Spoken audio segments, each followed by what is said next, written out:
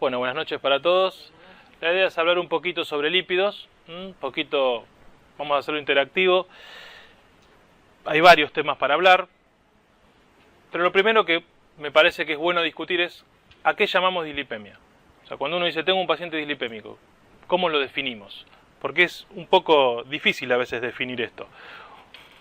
La mayoría de las variables biológicas tienen esta distribución en la población. Ustedes saben que tiene una distribución gaussiana. Hay gente que está, la mayoría, concentrada en un cierto valor, pero tenemos extremos. Entonces, uno tiene que poner a veces un punto de corte para decir, bueno, a partir de acá, a tal paciente lo voy a definir con tal patología. Y a veces es medio arbitrario, y a veces uno hace un balance entre qué quiere ser, si quiere ser más sensible o quiere ser más específico. Y eso nos pasa con la mayoría de las variables biológicas que nosotros vemos en la medicina. Por poner un ejemplo, en la hipertensión, esto también no está discutido, pero el clásico 140 de tensión arterial sistólica, uno dice, bueno, si está por arriba de ese valor de corte, lo considero el paciente hipertenso, lo defino, lo etiqueto y en base a eso tomo consecuencias. Lo mismo con la diabetes, ¿no? Uno puede decir, bueno, una glucemia 126 y así podríamos seguir poniendo ejemplos. Ahora, cuando uno habla de dislipemia, ¿de qué estamos hablando? ¿Nos vamos a basar en el colesterol, en los triglicéridos, en el colesterol HDL, en alguna otra partícula más rara todavía? ¿Y qué valor vamos a poner? Es como más complicado con el tema de los lípidos. Porque yo se los puedo mostrar de esta forma. Esto es lo clásico que hace más de 10, 15 años que está circulando, que tiene que ver con los valores óptimos del LDL, que es el objetivo primario para manejar los lípidos. ¿Bien? Y uno así puede clasificar en óptico, límite alto, alto, muy alto. Ahora yo les digo, si ustedes tienen un paciente que fuma, que tuvo un infarto previo y tiene 90 LDL, por supuesto, a pesar de que esta clasificación me dice que es un valor óptimo, ustedes saben que esto no es óptimo.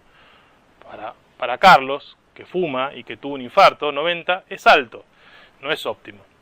Y lo mismo puede aparecer otro paciente, María, que es diabética y tiene un LDL de 126, según esta clasificación, entonces estaría cercano a lo óptimo. Y ustedes saben que hoy, 2018, para una diabética, aunque sea en prevención primaria, tener 126 LDL no es óptimo, ni cercano a óptimo. Y eso tiene que ser tratado y tiene que ser modificado. Así que en los lípidos a veces no es tan sencillo el tema de las definiciones. ¿Cuál es el impacto, digamos, de bajar el colesterol sobre el impacto cardiovascular? Bueno, hay un concepto muy básico, pero yo siempre lo vuelvo a repetir porque un mismo descenso de LDL puede impactar de una forma en una población y de otra forma en otra población. Por ejemplo, un paciente que está en prevención primaria, que lo podemos ver en la línea azul, si yo le bajo 30 miligramos por decilitro de LDL, por ejemplo de 130 a 100, fíjense la reducción de riesgo, esto es riesgo cardiovascular, la reducción de riesgo es esta. Ahora, si tengo otro paciente que está en prevención secundaria, por ejemplo porque tuvo un infarto o lo que sea, la misma reducción del LDL, fíjense que el impacto, la reducción en el riesgo cardiovascular es mucho más elevada. O sea, con la misma maniobra, con el mismo descenso del LDL, en un paciente tengo un impacto así y en otro paciente tengo un impacto mucho más grande. Bien, y eso tiene que ver con el concepto de riesgo. Lo que hay detrás de este 2 y este 1 es qué riesgo tiene mi paciente. Cuanto más riesgo tenga mi paciente, mayor va a ser el impacto con la misma medida terapéutica en el contexto de los lípidos. Así que como primera conclusión o primera reflexión, es bueno tener una definición desde un punto de vista epidemiológico, de investigación si quieren, pero en la práctica a veces no es tan sencillo, y es mejor interpretar los valores de los lípidos en un contexto de riesgo cardiovascular, porque no es lo mismo un paciente de bajo riesgo, de riesgo moderado, que de un alto riesgo. Entonces, el mismo valor lipídico que para mí puede ser alto o bajo, en otro contexto puede ser totalmente distinto. Quizás no aplica tanto un valor como suele pasar con otros factores de riesgo en el contexto de los lípidos. ¿Cómo hacemos el diagnóstico de las dislipemias? Porque bueno, voy a llegar a mi paciente, tiene alterado el perfil lipídico, bien, pero ustedes saben que hay dislipemias primarias, secundarias, como decíamos antes, uno puede pedir colesterol, triglicéridos, HDL, bueno, ¿dónde empiezo? ¿Cómo armo todo este despiole? Bueno, una clasificación práctica, van a encontrar un montón de clasificaciones fisiopatológicas, a mí me parece que práctico, es decir, bueno, ¿qué es lo que tiene el paciente alto, elevado? ¿Tiene colesterol?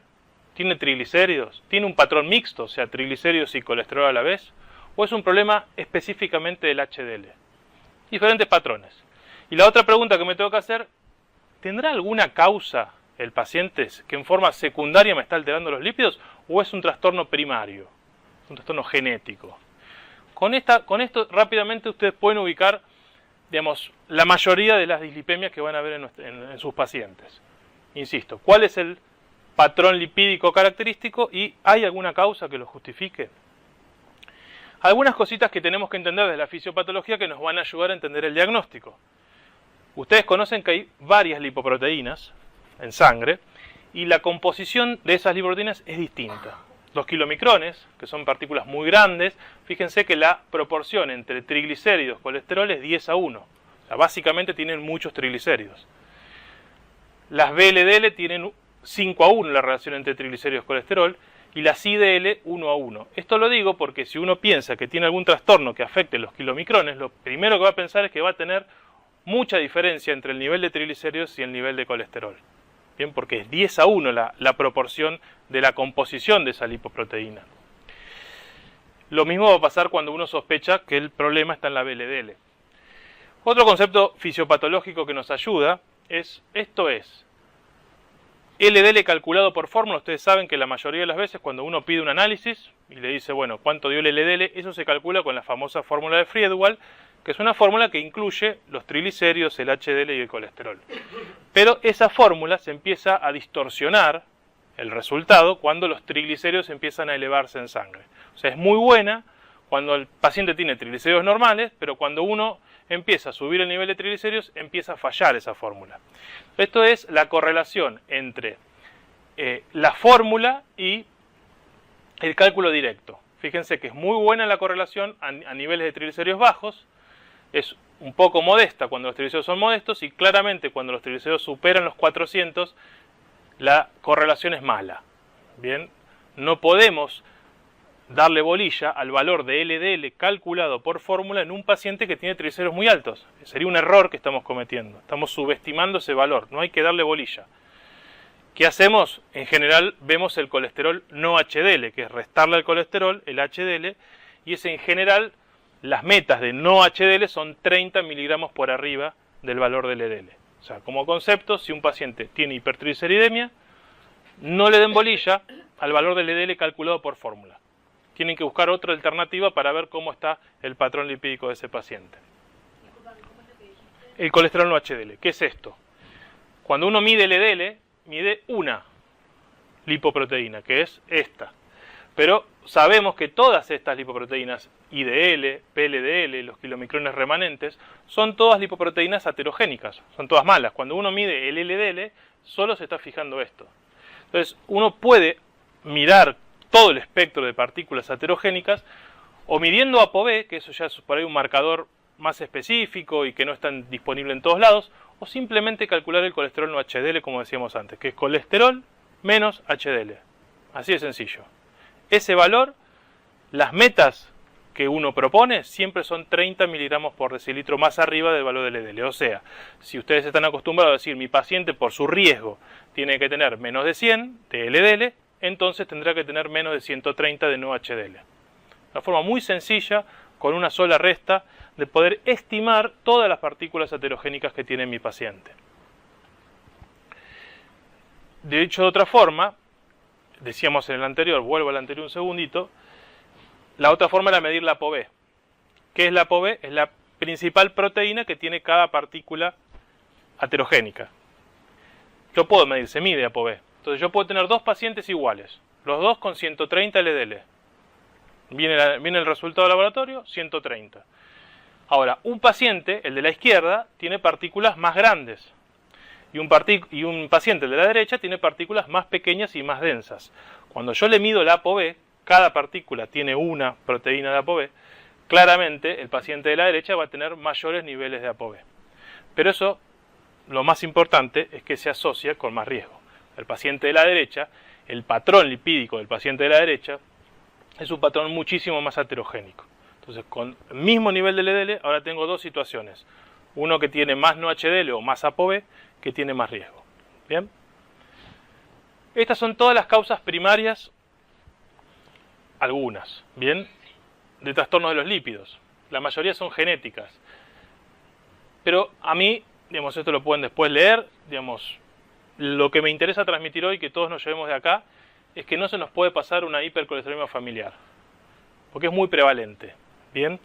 Y es una de las causas principales de hipercolesterolemia primaria. Como decíamos en la clasificación al principio, lo que se te sube es el colesterol, y no hay una causa secundaria que lo justifique, sino que es un defecto genético, ¿bien?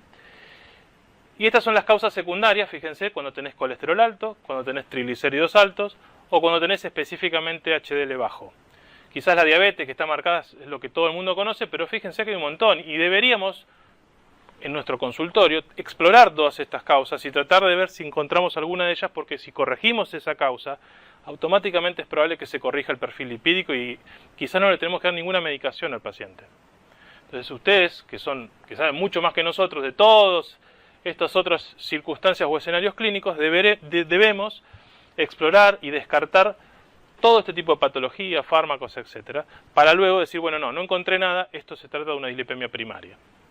Y como les decía al principio, lo que me interesa es llevar el concepto del HF. ¿Qué es la HF? Bueno, es una patología hereditaria que se caracteriza por, de todas las partículas, el colesterol es lo que sube, colesterol total y colesterol LDL, bien, muy alto. En general los pacientes tienen basal, sin ninguna medicación, más de 190 LDL, la mayoría, lejos. En niños los valores de corte son distintos, pero nosotros ahí no nos vamos a meter. Vamos a encontrar probablemente antecedentes familiares de papá, mamá con problemas de lípidos también, pero lo más importante es esto de acá abajo, que se asocia con enfermedad cardiovascular prematura. Bien, en general en los hombres menos de los 55 años y en las mujeres menos de los 65 años. Tanto en los pacientes como en los familiares. Este es el patrón de la hipercolesterolemia familiar. Recalco esto porque es bastante prevalente. Es muy probable que todos nosotros nos estemos cruzando con pacientes con HF todo el tiempo y no los estamos viendo. ¿Dónde está el problema? En la fisiopatología, como les decía, es algo genético. La mayoría de los problemas están en el receptor del LDL. Bien, fíjense, casi el 90% del defecto, hay un defecto genético que altera el funcionamiento del receptor del LDL, que es fundamental para captar el LDL y poder bajar los niveles del LDL en sangre. Pero después hay otras mutaciones genéticas que afectan la ApoB, que es como decíamos, es la principal proteína de la LDL, que es fundamental para unirse al receptor. Bueno, hay algunas mutaciones más raras que no importa, pero el concepto es, el problema en general está en el receptor del LDL. No es algo que podamos manejar. Prevalencia. Nosotros no tenemos datos de nuestro país y lo clásico que se decía era que la prevalencia de la hipercolesterolemia familiar de todo el universo, fíjense, esto es Estados Unidos y tiene sus años, más o menos un tercio de la población de Estados Unidos era dislipémica, y de ese tercio más o menos encontramos 1 de cada 500, que es lo clásico que se lee en todos lados, la prevalencia de 1 cada 500 como prevalencia. Después se vio que esta prevalencia de la hipercolesterolemia familiar, que esta es la heterocigota, la que vamos a ver nosotros en los adultos, es mucho más prevalente todavía. Estos son algunos reportes, fíjense, de otros países, Sudáfrica, bueno, en Canadá, Japón, donde la prevalencia para la heterocigota, insisto, fíjense, 1 en 100, 1 en 170, 1 en 270, o sea, es bastante, mucho más prevalente de lo que pensábamos. De hecho, el único dato que tenemos en nuestro país es un grupo de investigación en Mar del Plata, que todavía no lo ha publicado, pero ya ha terminado el registro, digamos, y ellos les dio 1 en 250, 1 en 240 la prevalencia de HF en la comunidad del Partido General Pueyrredón en la zona de Mar del Plata. Es el único dato concreto que tenemos nosotros, o sea que iría en esta línea, o sea, el 1 en 500 quedó medio viejo ya. Pero el problema es este. No estamos haciendo el diagnóstico. Esto es una publicación de hace unos años que también, fíjense, esto es cantidad de pacientes que le hicieron diagnóstico de HF. Y sacando Holanda y algún país del norte europeo que tienen programas específicamente diseñados para hacer el screening de la HF, somos desastre. Menos del 1% de los casos de HF se diagnostican. No se diagnostican. Obviamente nosotros claramente estamos acá, no hay duda que si bien no lo medimos, digamos, es obvio que también pertenecemos a este selecto grupo que no hace el diagnóstico de los pacientes con HF. Entonces el problema es ese, que es muy prevalente, que tiene consecuencias muy importantes y no los estamos viendo. Uno dice, ¿qué necesito para hacer el diagnóstico del HF? ¿Necesito un test genético? Bueno, si lo tenemos, bárbaro, pero acá en nuestro país no se usa, no lo tenemos disponible, pero sí tenemos scores de diagnóstico para HF, son muy sencillos de bajar, hay una aplicación que se llama Lípidos Argentina, que entre sus herramientas tiene este score, que es el Dutch, que es el que más usamos nosotros, el que se usa en Europa, y que es un score que básicamente ¿qué usa? Fíjense, variables de la historia familiar, que se pueden claramente obtener por el interrogatorio, antecedentes personales de enfermedad vascular, y le va dando un puntaje, ¿bien? Pregunta también cosas del examen físico, básicamente arco corneal en los jóvenes y la presencia de santomas tendinosos. Fíjense que da muchos puntos. Encontrar en un paciente un dato del examen físico eleva muchísimo la probabilidad de que ese paciente tenga HF, y por supuesto los valores de LDL basales sin tratamiento también, cuanto más LDL más puntaje te dan el score. Si tenés el diagnóstico genético, 8 ya es diagnóstico, pero como insisto acá no lo tenemos en el país. Así que esta forma de obtener es muy sencilla. Entonces le va a decir 8 puntos es diagnóstico definitivo y entre 6 o 7 es muy probable que también lo sea. Con este score fácil de obtener, con variables clínicas, uno puede aproximarse al diagnóstico de HF en nuestro país. Y lo más importante, cuando uno tiene un paciente con HF, hacer el screening en cascada, que se llama, es decir, ir a investigar sus hermanos, sus hijos, y por un caso índice que encontramos, estamos haciendo el diagnóstico de todo el grupo familiar. Estos son los signos que le decía, santelasmas. Bueno, acá no se ve muy bien por ahí en la foto, pero santomas tendinosos, bien. Hay otro tipo de santomas que son menos frecuentes, pero lo clásico es el santelasma, el arco corneal en los jóvenes y los santomas. Si no lo vamos a palpar, es muy difícil que esto lo encontremos. Hay que revisar a los pacientes, hay que palparlo, hay que preguntarles si alguna vez le hicieron alguna extracción de algo, porque muchos pacientes sacan como pseudolipomas y en realidad son santomas, lo que le han sacado. Segunda conclusión entonces, o segunda reflexión, algunas dislipemias primarias son más frecuentes de lo que creemos. La HF es quizás el mejor ejemplo, bien, de todo esto. Diagnosticarla es el primer paso, siempre, sin excepción, buscar todas las causas secundarias que puede tener mi paciente con dislipemia, bien. ¿Cómo manejamos adecuadamente? Es muy amplio este término, porque uno dice, bueno, ¿cómo hago las cosas bien? ¿Cuándo hago las cosas bien para manejar los lípidos? Y es muy amplio. Pero a mí se me ocurrieron 2 o 3 cosas para charlar con ustedes. La primera de ellos es que tiene que ser precoz. O sea, no tenemos que dejar pasar el tiempo. Cuando realmente un trastorno lipídico debe tratarse, hay que tratarlo precozmente. Y siempre pongo esta diapositiva porque es bastante representativa. Esta línea roja representa la reducción de riesgo promedio de los grandes ensayos clínicos hechos con estatinas, que tenemos un montón en los últimos 20 años, que en promedio tuvieron un seguimiento de 5 años. O sea, este es el impacto de luego de haberle dado en promedio 5 años estatinas a los pacientes que lo requerían. Y lo que demostraron estos estudios fue que reducir casi 1 milimol de colesterol, 39 miligramos por decilitro en el LDL, se asocia con una reducción del 22%. Esto es lo que van a leer en todos los papers, en todos los reviews, en todos los metaanálisis. Yo te bajo 39 miligramos por decilitro en el LDL, te bajo 22% de riesgo cardiovascular. ¿De dónde sale eso? Ensayos clínicos, que tuvieron 5 años de seguimiento. Ahora, cuando ustedes ven los estudios de corte prospectivo que tuvieron un follow-up más alto, 12 años en promedio, y con un N interesante, fíjense, más de 400.000 pacientes evaluados, la misma reducción del LDL, las mismas 39 miligramos por decilitro de descenso, ahora se asocia con 30 y pico de reducción de riesgo. Misma reducción, pero ahora con más, ¿qué varió? El tiempo. Bien, o sea, por supuesto que estos son estudios prospectivos, lo que ustedes quieran, pero el tiempo. Casi tenemos el doble de tiempo, más impacto. E interesantemente, los llamados estudios de randomización mendeliana, que ¿qué es esto raro de randomización mendeliana? En realidad lo que detectan es algún gen que tenemos cuando nacemos que se asocia con algo. Eso viene de fábrica, o sea, es una especie de randomización cuando nacemos. A vos te tocó el gen, a vos no te tocó el gen. Si te tocó el gen que se asocia con lo que yo estoy midiendo, después me fijo a lo largo de la vida qué pasó con esa población que aleatoriamente tuvo el gen o no tuvo el gen cuando nació. Bueno, los genes que se asocian con tener más o menos LDL también fueron testeados en estudios de randomización que tienen un follow-up, fíjense, promedio de 52 años.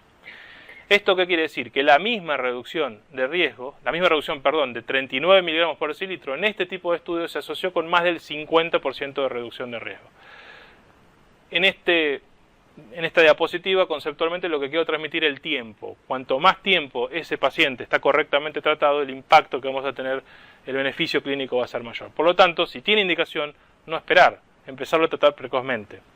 El otro ejemplo que yo pongo es el HF. Perdón que insista con el HF, pero es muy importante.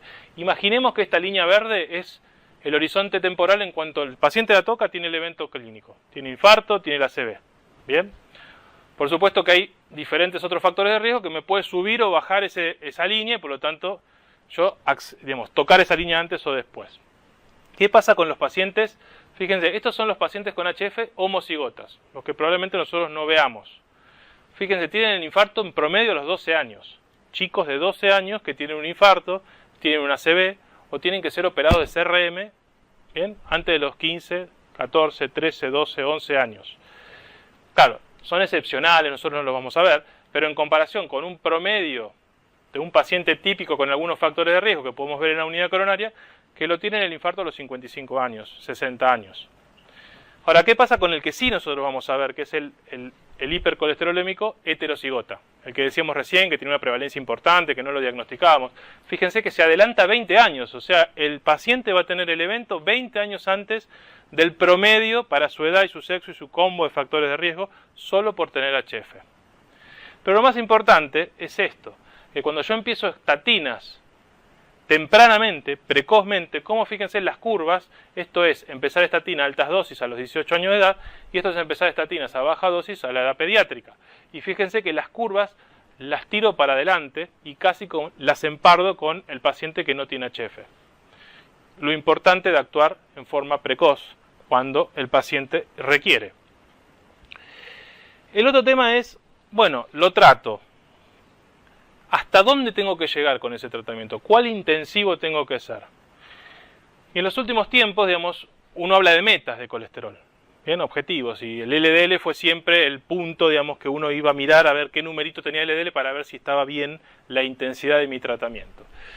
Entonces uno ve, esto sale también de los trials con estatinas, que en comparación al paciente que estaba en un nivel más elevado de LDL, si yo al paciente con estatinas lo llevo a este rango de LDL, fíjense lo que reduzco el riesgo. Pero si lo llevo a más bajo, 50-75 LDL, lo sigo bajando. Y si lo sigo bajando el LDL menos de 50, lo sigo bajando el riesgo.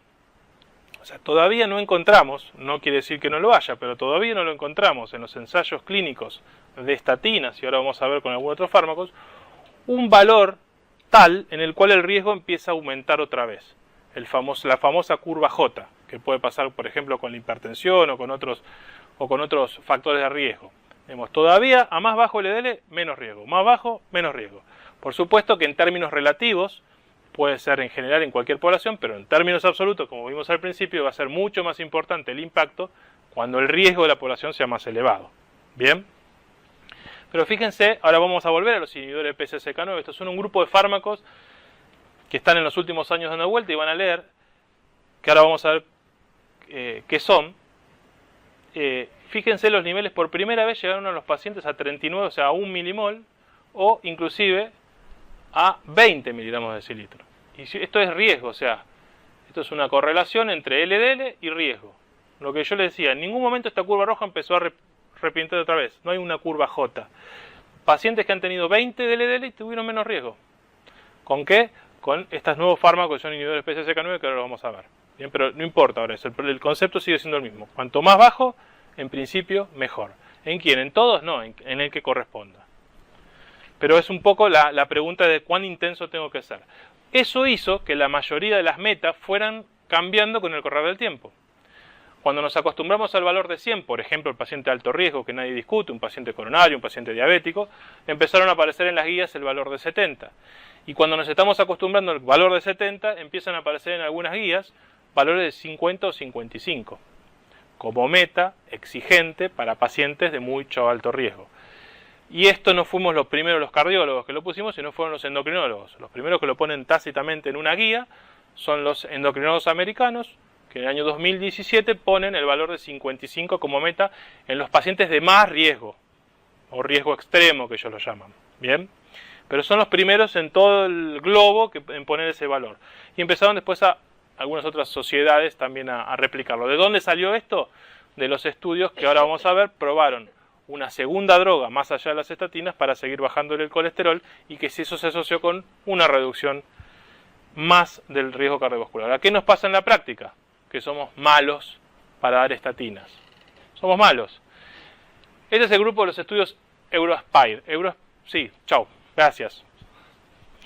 EuroAspire es un grupo de estudios que se han hecho en Europa, donde evaluaban entre 6 meses y un año después de los pacientes que habían tenido un infarto, cómo estábamos tratando a los pacientes en cuanto a la prevención cardiovascular.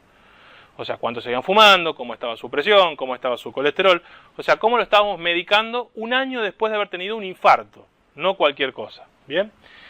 Y se hicieron varios, de hecho está desactualizada esta diapo porque ya están los dando vuelta los datos del quinto, pero fíjense que fueron, obviamente en todos estos años, hubo trials, hubo investigaciones, hubo guías, cosas que fueron sucediendo. Pero fíjense, estatinas, cómo fue claramente subiendo la proporción de uso de estatinas, y estamos en un nivel amesetado ahora, pero esto es meta, esto es doy estatina, esto es soy tan intensivo como debo tener que ser para llevarlo al objetivo. Y fíjense que aún en 2012-2013, donde ya estaban todos los trials de estatinas escritos, donde estaban todas las guías escritas, y donde la meta de 70 estaba súper definida, fíjense que casi la mitad de las mujeres y el 40% de los hombres tenían más de 100 de LDL, y la mayoría, por no decir casi todos, estaban fuera de meta de 70 de LDL. ¿Esto cuándo? Entre los 6 meses y el año de haber tenido un infarto. Europa. ¿Qué nos queda para nosotros? ¿Bien? O sea, sabemos que tenemos que hacerlo, sabemos que tenemos que ser intensivos, pero la verdad, en la práctica somos un desastre. Entonces, se van a ir repitiendo algunos conceptos, pero en la línea roja supónganse que es el individuo que no tiene ningún factor, que tiene todos los factores de riesgo descontrolados y que no está tomando ningún remedio ni ninguna herramienta terapéutica para bajar el riesgo. Es un desastre. Rápidamente va a tener el evento clínico.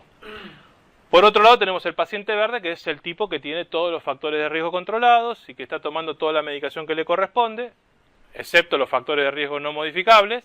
Entonces va a tener, si tiene el evento, mucho más tardíamente. Todo eso que está en el medio es el riesgo modificable total. Todo lo que nosotros podemos modificar y reducir con intervenciones médicas, ya sea desde hacerlo bajar de peso, desde hacerlo dejar de fumar, desde controlar la presión o controlar los lípidos. Todo eso es lo que podemos hacer. En la práctica, cuando uno lee los papers o lee la bibliografía y habla de riesgo residual, lo que está hablando es que los pacientes, cuando yo le doy estatinas, bien, bajo este riesgo, claramente, pero sigue habiendo un riesgo, no es que lo anulo por completo. Bajo el riesgo, esto es el famoso riesgo residual. O sea, los pacientes con riesgo alto que están tomando estatinas siguen teniendo eventos. Menos, pero siguen teniendo. Entonces la pregunta que, si yo quiero tratar adecuadamente a los lípidos, es si tengo alguna otra estrategia para disminuir aún más ese riesgo residual. Y entonces aparecieron, bueno, y esto surge de lo mismo que decíamos antes. Estos 4 estudios de acá son ensayos clínicos que valoran estatinas de alta intensidad, estatinas potentes. Y así todo, fíjense que casi un poquito más del 40% que tomaban todos estatinas de alta intensidad en ensayos clínicos, imagínense que están súper controlados, que es un ambiente especial, que no es la vida real de consultorio que nosotros vemos, hubo más del 40% que no alcanzaron la meta. Entonces ahí se empezaron a poner o a diseñar varias líneas de investigación para ver si podíamos generar alguna herramienta terapéutica que baje ese riesgo residual y que meta más pacientes en esta meta que, a pesar de estar recibiendo estatinas en forma correcta, no lo estábamos logrando. Entonces, rápidamente vamos a ver algunas de las opciones que se fueron planteando, porque son fármacos que tenemos o los vamos a tener a disponibilidad en el corto plazo. El primero de ellos que se testeó fue el ezetimibe, es decir, pacientes que ya tienen estatinas, siempre hablando de pacientes que ya tienen estatinas. ¿Qué pasa si le agrego ezetimibe? Bueno, hasta hace mucho no sabíamos, porque no había datos, hasta el estudio IMPROVE-IT, que se publicó hace unos años, que es un estudio que tardó, fíjense, casi 7 años y demostró, en este caso se testeó simvastatina y simvastatina con ezetimibe, que la asociación bajó más el LDL, fíjense que el delta era poquito, pero es lo que se espera del ezetimibe, y ese delta pequeño en el descenso LDL se asoció con una reducción pequeña, pero significativa del riesgo cardiovascular. O sea, este fue el primer estudio que demostró que una droga no estatínica sumada a las estatinas en pacientes de alto riesgo, en este caso eran todos pacientes después de un síndrome isquémico agudo, se asoció con reducción del riesgo cardiovascular, se asoció con una reducción de ese riesgo residual. Los inhibidores PCSK9. Me tomo un minuto simplemente para decirles qué es, porque esto está en el mercado el mes que viene y generó mucha revolución en los últimos tiempos. Entonces tenemos que saber qué es. Hasta no hace muchos años pensábamos que solamente había dos actores en el clearance del LDL, que era el receptor y el LDL. Se terminó. En el 2006 se descubre que había un tercer actor en esta película, digamos, que era una proteína que se llamaba PCSK9, que la producía el propio hígado, y que la liberaba al extracelular. ¿Y qué hacía esa proteína? Cuando esa proteína está en el extracelular, se junta al complejo receptor-LDL. O sea, ahora tenemos receptor, LDL y la proteína está todos juntos. Cuando eso se produce la endocitosis, en presencia de la PCSK9, se destruye todo el complejo. Se destruye el LDL, que es lo que buscamos, pero también se destruye el receptor. Y la responsable de que se destruya el receptor es que está la PCSK9. Cuando nosotros la bloqueamos con un inhibidor de PCSK9, lo que vamos a tener en el mercado son anticuerpos monoclonales que se van y se pegan a la PCSK9 y la bloquean.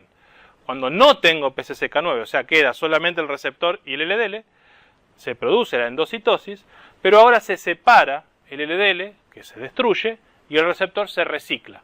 O sea, puedo reciclar muchas veces el mismo receptor del LDL. Como reciclo muchas veces, soy mucho más eficaz para limpiar el LDL de la sangre. Así actúan estas drogas. Vamos a tener dos en el mercado. La primera va a salir el próximo mes. Por ahí unos meses después sale la otra. Pero actúan de esa forma y son inyectables. No es un fármaco, es una inyección que sea subcutánea cada 15 días. O sea, el paciente se va a dar una aplicación hoy, en 15 días otra aplicación y le va a bajar 60% el nivel del LDL. ¿Bien? De eso estamos hablando. Hay dos ensayos clínicos enormes que se presentaron, uno el año pasado, que es el Fourier, con evolocumab, que es una de las drogas, y fíjense lo que decía, pacientes coronarios versus placebo, todos estaban tomando estatinas, acá no viene a reemplazar a la estatina, sino que es agregado a la estatina, fíjense que lo llevaba a 30 promedio LDL, 30 LDL. Y eso se asoció con una reducción significativa de un 15% en el punto final primaria y un 20% en el punto final mayor de infarto, stroke y muerte cardiovascular. Ahí lo vamos a ver. Pero te quiero decir, esta es la segunda vez que ahora tenemos una droga no estatínica que agregado a las estatinas en los pacientes de alto riesgo reducen el colesterol pero se asocian con reducción de riesgo. Bien, es la segunda partícula. Este no está publicado aún, es el Odyssey Outcomes que probó la lirocumab, perdón, hay un error de tipeo, que esta es la primera que va a haber, en la que vamos a tener en el mercado el mes próximo, y lo mismo, el agregado de la lirocumab versus placebo se asoció con una reducción significativa del 15% del riesgo cardiovascular en pacientes. Estos eran pacientes que habían tenido un síndrome isquémico agudo entre 1 y 12 meses antes. Todos estaban con estatinas. ¿Esto va a ser asociado a estatinas? Siempre. Siempre, porque los dos trials que yo te mostré, excepto el que no tolere ninguna estatina. Y ahora vamos a ver las indicaciones. ¿En quién podría pensar yo que se puede beneficiar con estas nuevas drogas? Porque esto va a ser un nicho muy selecto. ¿Bien? No viene a reemplazar las estatinas y no estamos hablando de pacientes en prevención primaria. Estamos hablando de los pacientes. ¿Quiénes podrían llegar a ser? Los pacientes con enfermedad vascular clínica o los pacientes con HF, que serían la excepción de pacientes en prevención primaria que podrían beneficiarse con estas drogas. Si no tiene HF y no tiene enfermedad vascular clínica, por ahora, 2018, no aplica estas drogas, no aplican. La discusión hoy en el mundo pasa por cuándo, como decía el doctor, cuándo vamos a indicar estas drogas. ¿Bien? ¿Vamos a indicarla cuando el paciente no alcance la meta? Por ejemplo, un paciente de alto riesgo que ya está con máxima dosis tolerada de estatinas y no tiene 70 o menos de LDL.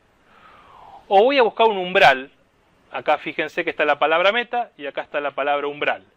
¿Qué es umbral? Es otro valor de LDL, que no es el mismo de la meta, en el cual yo voy a decir, bueno, a partir de acá puede ser un candidato para recibir este fármaco. Yo puedo decir, para mí meta y umbral es lo mismo, es decir, si el paciente tiene 80 LDL, es candidato, o puedo decir, no, yo el umbral te lo corro, y si bien la meta sigue siendo la misma, yo voy a pensar en dar este fármaco cuando estoy por arriba de un determinado umbral de LDL, que lo va a determinar cada país, que lo va a determinar cada sociedad, según el beneficio clínico neto, costo-efectividad, pues son remedios muy caros, y eso es lo que está tendiendo a pasar en el mundo. Los americanos son más talibanes, van acá. Para ellos, por ahora, meta y umbral es lo mismo. O sea, si el paciente tiene más de 70, sería un candidato. Paciente de alto riesgo, que ya está con su máxima dosis tolerada de estatinas, pero para los europeos y para la Sociedad Argentina de Cardiología es el umbral. Perdón. Es el umbral. Nosotros en la Sociedad Argentina de Cardiología es un consenso que hemos, un documento de posición, consenso que está disponible para todos en la página de la sociedad, hemos puesto para los pacientes de alto riesgo un valor de 100 de LDL. O sea, tendrías que tener un paciente de alto riesgo, por ejemplo, un paciente coronario, que ya está máxima dosis tolerada de estatinas, que además tiene ezetimibe, porque eso es lo que pusimos en el consenso, y que aún así está por arriba de 100 de LDL. ¿Bien? O sea, es un nicho un poco más restringido y tenés que buscarlo ese paciente. Algunas cositas de 2 o 3 drogas que están dando vuelta, que todavía las tenemos, y una son la niacina. No sé si alguno de ustedes usó la niacina o el ácido nicotínico para tratar a los pacientes dislipémicos. Tenemos evidencia muy antigua que en comparación a placebo reduce los eventos cardiovasculares. No es que no reduce los eventos cardiovasculares, pero en comparación de placebo. Son estudios de la etapa preestatínica. La pregunta que nos hacemos, como decíamos en el gráfico hoy, es qué pasa si le agregás niacina a un paciente que ya está tomando estatinas, con el riesgo residual. ¿Baja? Bueno, se hicieron 2 estudios en el último tiempo que fueron negativos, ¿bien? El MHI y el HPC2, que si bien es discutible porque eran pacientes que se incluyeron con LDL muy bajo al inicio del estudio, no pudo demostrar que el agregado de niacina a pacientes coronarios o vasculares que venían recibiendo estatinas se asoció con una reducción de ese riesgo residual. Por lo tanto, las guías actuales, hoy 2018, no recomiendan a la niacina como una herramienta para bajar ese riesgo residual. Y nos quedan los fibratos. Nos pasa muchas veces que tenemos dislipémicos mixtos, bien, que tenemos que darle una estatina porque son diabéticos, porque son coronarios y tienen triglicéridos elevados. Entonces la pregunta es, ¿qué pasa si le agrego un fibrato en cuanto a la reducción de riesgo cardiovascular? La mayoría de los estudios que probaron o que testearon, que son estos 3 que están en rojo, el punto final del estudio dio negativo. No pudo demostrar que el agregado de un fibrato a pacientes que estaban tomando estatinas se asoció a una reducción del riesgo residual, salvo que uno analice los subgrupos de pacientes que en realidad son los que uno consideraría dar este tipo de fármacos, que son los pacientes con triglicéridos elevados, que no fue lo que diseñaron en los estudios. O sea, acá yo lo que creo que fue un problema de diseño. Ellos pensaron que a todo el mundo darle fibratos iba a tener un evento, y eso no se demostró. Lo que no podemos contestar aún, porque no está el trial hecho aún, es qué pasa si agarramos una subpoblación específicamente con triglicéridos altos y a eso les agregamos los fibratos. Bueno, es una duda. La lógica, la fisiopatología, la intuición dice que por los análisis de subgrupos de estos estudios debería funcionar, pero todavía no tenemos el dato. Lo que sí es importante saber que si vamos a combinar un fibrato con una estatina, no podemos combinarlo con gemfibrozil porque está contraindicado. Todavía seguimos viendo algunos pacientes que vienen con esta combinación y eso aumenta sustancialmente el riesgo de efectos adversos, así que no debe usarse esa combinación. Generalmente cuando utilizamos lo asociamos con fenofibrato, que es con un perfil de seguridad más importante para combinar con estatinas. Y cuando el paciente tiene triglicéridos muy altos y uno tiene que iniciar un tratamiento de hipolipemiante, en general ya empieza por un fibrato, por el riesgo de pancreatitis también. ¿Bien? Tercera conclusión, falta una sola, no los torturo más. Un adecuado manejo, como decíamos adecuado, es muy amplio, un adecuado manejo de los lípidos implica indicar precozmente las intervenciones con terapéuticas con eficacia demostrada, o sea, usar las drogas o las intervenciones que han demostrado que sirven en los pacientes indicados, bien, y procurando disminuir todo lo posible el riesgo cardiovascular de nuestros pacientes. Último tema que también me pareció importante charlar con ustedes, el tema de los intolerantes a las estatinas. Bien, tema grande también. Para eso les planteo un caso clínico. Bien, un paciente de 69 años que es hipertenso, extabaquista, no hace mucha actividad física y, poniendo un hipotético horizonte temporal, en marzo tuvo un infarto inferior, lo tuvimos que internar en la unidad coronaria, le terminamos haciendo una angioplastia y se fue de alta con este tratamiento, ¿bien? Que incluyó, además de todo el tratamiento de la enfermedad coronaria, rosuvastatina 20 miligramos. ¿Qué es lo que se está haciendo ahora? Los pacientes coronarios se van con estatinas de alta intensidad, que eso es rosuva 20-40 o atorva 40-80. Depende del centro, depende del lugar, la costumbre, pero es lo que está indicado. Recibimos al paciente unos meses después y nos consulta porque está con mialgias. Archi frecuente, ¿verdad? Él dice cumplir con la medicación, tiene un LDL de 72, o sea que está muy cerca de la meta. Acuérdense que la meta para este paciente era de 70 o menos. Está caminando, un ligero sobrepeso, o sea tenemos algún margen ahí, pero el problema es consulta por mialgias. Entonces la pregunta, ¿qué podríamos hacer en este paciente de estas opciones? Bueno, debemos evaluar el tipo de dolor, el área afectada y ver la repercusión en la vida diaria. Independientemente de los síntomas, debemos solicitar un dosaje de CPK en cada control. Debemos evaluar otras causas de mialgias. Debemos analizar y corregir posibles factores de riesgo para desarrollar intolerancia a las estatinas. Hay una de estas que no es razonable o que no está recomendada por la mayoría de las guías. Hay 3 que sí y una que no. Y es lo que vamos a discutir en los últimos minutos de esta charla. ¿Bien? La que no es independientemente de los síntomas, debemos solicitar un dosaje sistemático de CPK en todas las consultas. Hoy no se recomienda hacer eso. ¿Bien? Todo el resto lo tenemos que hacer. Evaluar el tipo de dolor, el área afectada, cómo repercute en la vida diaria, descartar causas de mialgias, otras causas de mialgia y factores de riesgo para desarrollarla. ¿Qué dice otro documento de posición que también lo pueden bajar gratuitamente de la página de la SAC, que también ha sido recientemente publicado, que tiene que ver con el uso adecuado de estatinas? ¿Bien? Este documento de posición dice, no aconsejamos solicitar sistemáticamente en el seguimiento un dosaje de CPK en el paciente que no tiene síntomas. O sea, pedir y meter la CPK en el combo de perfil lipídico y análisis de general no está recomendado. ¿Por qué? Porque hay miles de falsos positivos de CPKitis, como le decimos nosotros, dando vuelta, y eso empieza a generar y cambiar el foco. Tanto el paciente como el médico empiezan a mirar a ver si me viene un poquito más o un poquito menos la CPK que la vez pasada, y eso no es el problema es ver cómo está el LDL y cómo está el riesgo del paciente. Pero cambiamos el foco. Sí, recomendamos solicitar en el seguimiento dosaje de CPK en el paciente que está sintomático para mialgias y en donde sospechamos que realmente esas mialgias podrían estar asociadas a las estatinas. Porque hay una causa muy rara que es la rhabdomiólisis, que es extremadamente rara, pero que cuando le toca a uno, digamos, mejor que no le toque. Entonces está bueno, si el paciente tiene mialgias, ahí sí agregarle una CPK en el perfil lipídico que le estamos haciendo el control. Decíamos que era importante evaluar el tipo de dolor, el área afectada y la repercusión.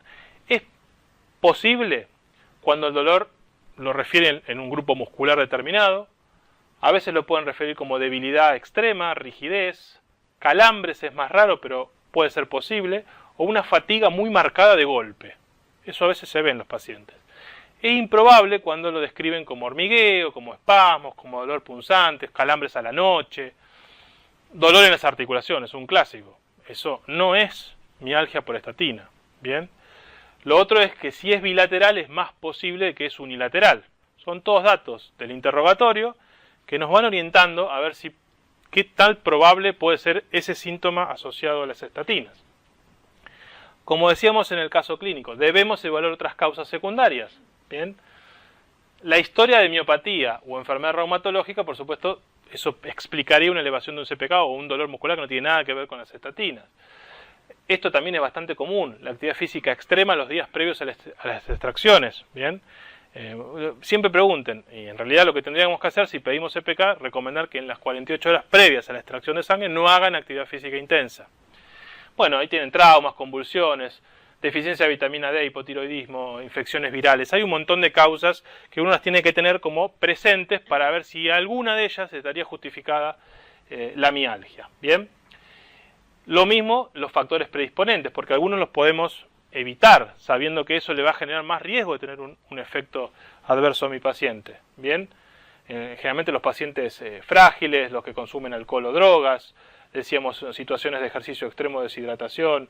Bueno, en general el paciente comórbido. Bien, cuanto muchas comorbilidades tiene el paciente, tiene más riesgo de desarrollar miopatía, y todo lo que podamos corregir nos va a bajar la probabilidad de que ese paciente tenga una miopatía. ¿Qué tan frecuente es? Porque a nosotros nos parece que es súper frecuente. Y acá tenemos el dilema. Depende cómo lo medimos. Cuando uno ve los ensayos clínicos randomizados, la incidencia de miopatías relevantes es la misma que en el grupo placebo. Lo mismo. O sea, ustedes ven en el grupo de intervención, en el grupo placebo, lo mismo. Ahora, cuando ven los registros, que tienen que ver más con la vida real, con el paciente real de nuestro consultorio, la prevalencia es muchísimo más alta. Depende del registro que lean, puede ir de un 7 hasta casi un 30%. ¿De qué? De mialgias asociadas a las estatinas. Entonces, los que defienden una postura dicen, ojo, los ensayos, lo que pasa es que excluyen pacientes de que tienen más riesgo de desarrollar miopatía antes de entrar al ensayo clínico. Entonces, por criterio de exclusión, es como que seleccionan a la población mejorcita, digamos, que va a tener menos chance de desarrollar. Y hay como un sesgo ahí, que en el consultorio no pasa. Y los que critican a los registros dicen, bueno, la mayoría no hay un grupo control para compararlo, a ver si esa prevalencia es igual al grupo control o no. Son registros, entonces tenés el dato aislado y te falta esa pata para controlarlo. Y lo otro es el efecto nocebo. ¿Saben lo que es el efecto nocebo? Porque todo el mundo sabe lo que es el efecto placebo. Digamos, yo pienso que algo me está haciendo bien y estoy bárbaro y estoy tomando agua o estoy comiendo azúcar, ¿bien? Pero existe lo que se llama el efecto nocebo. O sea, yo pienso que algo me va a hacer mal y me termina haciendo mal.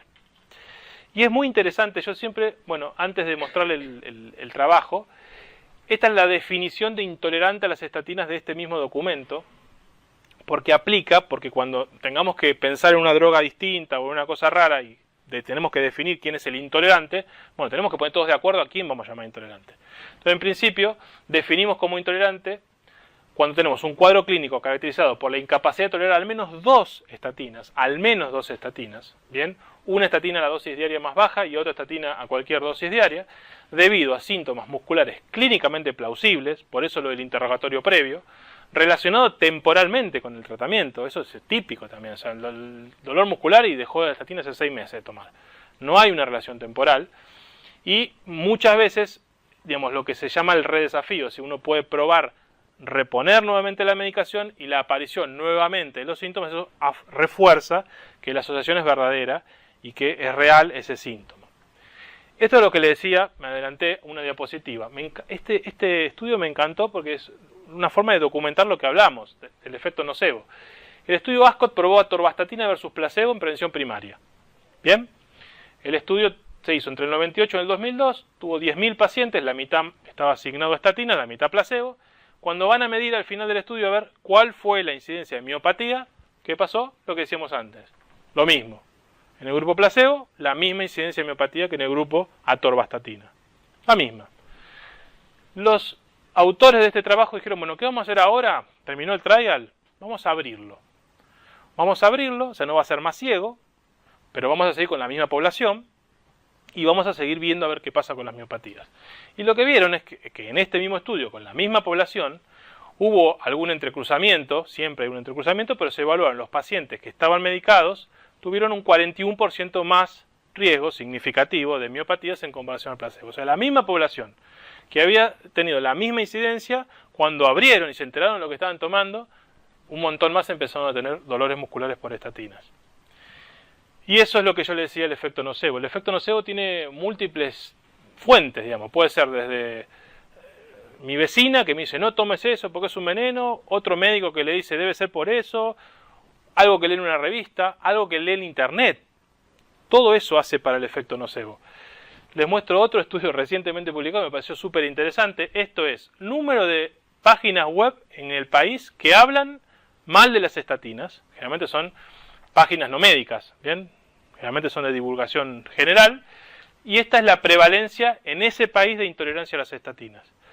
Fíjese que la correlación es muy buena. O sea, cuanto más páginas web en ese país hablaban mal de las estatinas, los estudios, los registros en ese país tenían datos de mayor prevalencia de miopatía. Claramente hay un efecto que tiene que ver con lo comunicacional, con el desconocimiento, que impacta el efecto nocebo para que esto sea más prevalente de lo que realmente es. Uno piensa que si toda esta barra son los pacientes que están tomando estatinas, uno a priori dice, y debe haber un 20% que son intolerables. Pero la realidad es que los verdaderos intolerantes son menos del 5%. Esa es la diferencia entre lo que uno percibe y lo que realmente sucede cuando uno descarta todas las causas secundarias y afina el lápiz. Hay una evaluación de la tolerancia que se llama en 5 pasos, de los cuales 4 son de diagnóstico y 1 de tratamiento, que uno dice, preguntar la temporalidad, lo decíamos al principio. La mayoría, fíjense, 75% empieza dentro de las 12 semanas que empezamos el tratamiento. Y el 90% dentro de los primeros 6 meses. O sea, es muy raro que haya una miopatía en un paciente que viene tomando estatinas hace 4 años. Puede pasar, pero es muy raro. Bien, la temporalidad. Como decíamos antes, evaluar factores de riesgo, otros que justifiquen la miopatía, analizar el efecto nocebo y evaluar las características del dolor, porque eso nos van a acercar a ver si es realmente o no. Evaluar la tolerancia de los síntomas. No es lo mismo el paciente que se queja un poquito de dolor y que no le repercute para nada en su vida diaria de aquel paciente que realmente les dice que, no sé, le está costando hacer el ejercicio, dejó el ejercicio por los dolores o dejó de hacer alguna actividad. Bueno, eso es otro escenario. La repercusión en la vida cotidiana, digamos, es muy importante para tomar una determinación. Y como decíamos antes, vamos a evaluar CPK en principio solo en el paciente sintomático. Bien. Y, por supuesto, el último paso es, bueno, después, ¿qué vamos a hacer? Podemos cambiar la estatina, podemos reducir la dosis, podemos asociar con alguna combinación con otro fármaco, y eso es lo que vamos a jugar con el paciente que tiene esta intolerancia a las estatinas. Este mismo documento, insisto, de la Sociedad Argentina de Cardiología, dice que si el incremento de la CPK es menos de 4 veces el valor normal, estamos hablando del paciente sintomático, se podría bajar la dosis de la estatina o cambiar de estatina y evaluar otra vez el valor de CPK entre 2 y 4 semanas. ¿Bien? Ahora, si el valor es más de 4 veces, o sea, no me está diciendo que la suspenda, la puedo cambiar, le puedo bajar la dosis. Ahora, si el valor es más de 4 veces el valor normal, la mayoría de los laboratorios rondan entre 170 y 180, el valor máximo, depende, generalmente la mujer es un poquito más bajo, pero estamos hablando para redondear de 200, 2 por 4, tiene que tener más de 750 CPK. Acá no entran los que tienen 300 CPK, 350, 400 CPK, todos esos no entrarían, ¿bien? Bueno, si tiene más de 4, entonces ahí debería suspenderse la estatina y reevaluar el nivel de CPK entre 4 y 6 semanas, o preferentemente hasta normalizar los síntomas y el valor de CPK, y después se puede volver a iniciar, dependiendo del caso, pero solamente suspender cuando el valor supera los 4 veces el valor normal. Insisto, estas son recomendaciones de la Sociedad Argentina de Cardiología, le dan otras recomendaciones, otras guías, pero todos más o menos tienen recomendaciones parecidas. Y la persistencia de los síntomas, eso es importante. Luego de que ustedes sacaron la droga, bien, debería hacernos sospechar que hay otra cosa, otra causa de mialgia. Esto es típico. Ustedes le sacan la medicación y los dolores siguen. Bueno, listo, no es la estatina. No le dé más vuelta.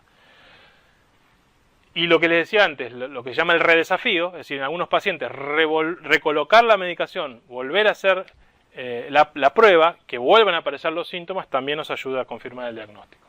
Como les decía, hay varias estrategias terapéuticas. Uno puede bajar la dosis de estatina, puede cambiar de estatina, una hidrofílica por una lipofílica. La dosis alternante de estatinas es como última opción. La verdad que no hay trials que hayan demostrado esto, y eventos sí hay de eficacia, pero es una última opción. Y como decíamos antes, combinar con otros fármacos. Pero lo más importante que quiero transmitirles es que hay que agotar todas las instancias en pacientes de alto riesgo antes de ponerle el rótulo de que es un intolerante a las estatinas. Bien, uno tendría que agotar todas las instancias y buscar por un lado, por el otro, para tratar de que el paciente pueda estar recibiendo cuando le corresponde recibir las estatinas. Así que la última conclusión, el manejo del paciente intolerante requiere un gran esfuerzo. Yo no digo que sea fácil, procurando identificar al verdadero intolerante, despejar el efecto nocebo e intentar diferentes estrategias, agotando todas las opciones, fundamentalmente obviamente en el paciente de alto riesgo cardiovascular, que es el que más nos preocupa. Bien, así que bueno, elegí estos temas, muchas gracias. La idea es que